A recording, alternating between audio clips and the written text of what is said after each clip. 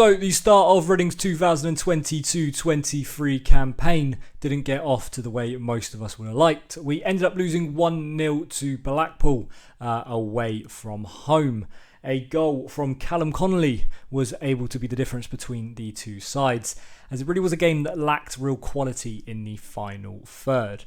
Now, I wasn't at the game myself, unfortunately was at work, but I have been able to watch the highlights as they've come out on Sky and have obviously read about what happened throughout the game. It really did seem like the tale of two different halves. It seemed like Reading were quite poor and a bit lackadaisical in the first half, whereas the second half seemed to be a lot better from a Reading perspective. But once again, that final third quality was the difference in Reading getting a win, a draw, or, well, as we know, Reading ended up getting defeated. One big thing from this game that I did notice is that Michael Appleton made 5 substitutions before Paul Ince had even made 1. It was actually the 83rd minute he waited until to make a sub, with Shane Long coming on. Now listen, for me, this is something that Reading managers have really done throughout the last few years, is substitutes not being brung on the pitch. And I don't know why we've done it again here. Listen, you've got 5 subs to make. Let's try and make them, man. It's not, probably wasn't the reason that we got beat, but you've got 5 subs, let's use them. Why not bring Rashawn Scott on? Why not bring Jamari Clark on? There's some of the players that we can bring on. Come on, man. I know that there was a bit of an injury crisis and there was a few players that went out before this game, but look, it makes sense to make the substitutions while you've got them. A bit of energy, maybe momentum slows down a tiny bit, but it manages to bring a bit of freshness about the place, if that makes sense. The goal came, though, after Joe Lumley made a good save. He saved a shot, and it kind of rebounded to Ovie Ejaria, but Ovie Ejaria just waited for the ball just to come to him. Callum Connolly, though, he was able to capitalise on that and was able to smash the ball into the roof of the net from a volley. Decent finish. Not really going to blame Joe Lumley. Listen, he made a few decent saves. He made a good save before that as well to deny a shot at the near post. It seemed like Reading really did lack any quality, really, just in general, in the first half of the first half. Second half of the first half, though, it seems like Reading did get back into the game. Tom Ince going closest for Reading in terms of a leveller. But the second half really was where we did kind of get a bit better. Tom McIntyre and Junior Hoylett going closest for Reading.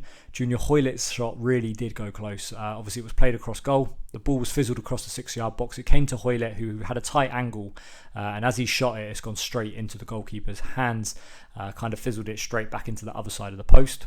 Blackpool did go close, though, in the second half as well. There was a shot which hit the post, which came from their danger man, if I can remember his name quickly, Bowler.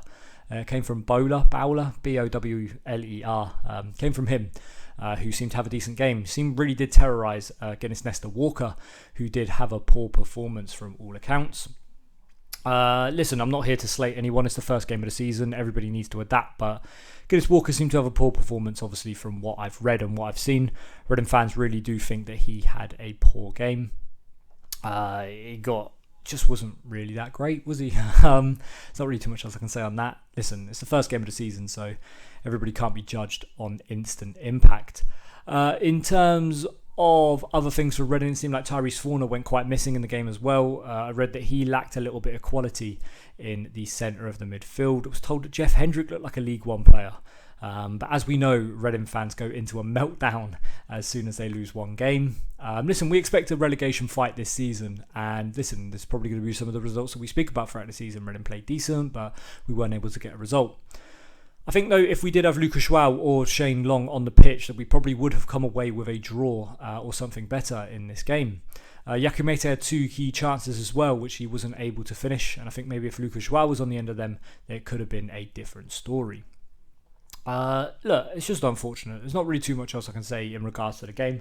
Obviously wasn't there myself, so I wasn't able to comment on obviously everything that happened, but I thought Reading were pretty unlucky to come away with a loss here. Reading and looking at it, it really was a tale of two halves. Second half, Reading were the much better side, and looking at Blackpool fans as well on Twitter, they were saying that Reading were the better side for the second half, and that they didn't eke out a win, but they were able to hold on for the victory, should we say.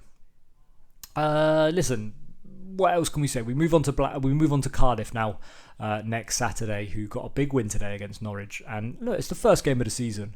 there's new players coming into a system. It's a new system as well for Reading. Brand new players coming into the team. It's going to take his time. It's not going to all look perfect in the first game. But look, I did go for a 1-1 draw. I think maybe that's probably should have been a bit of a more fair result. Obviously, Blackpool fans will be able to tell me in the comment section below what they really did think of the game. I have got to say, though, fair play to Reece Williams. Is someone that I really did kind of slate in the preview. I did kind of say that, obviously, the last time we saw him for Reading, against Reading, he got absolutely dominated by Andy Carroll. But listen, it seems like in this game, he won all his aerial duels, he won all his tackles, he looked quite comfortable, was intercepting passes left, right and centre. So, listen, fair play to him. Obviously, he's done a lot of growing over the last 6 to 8 months.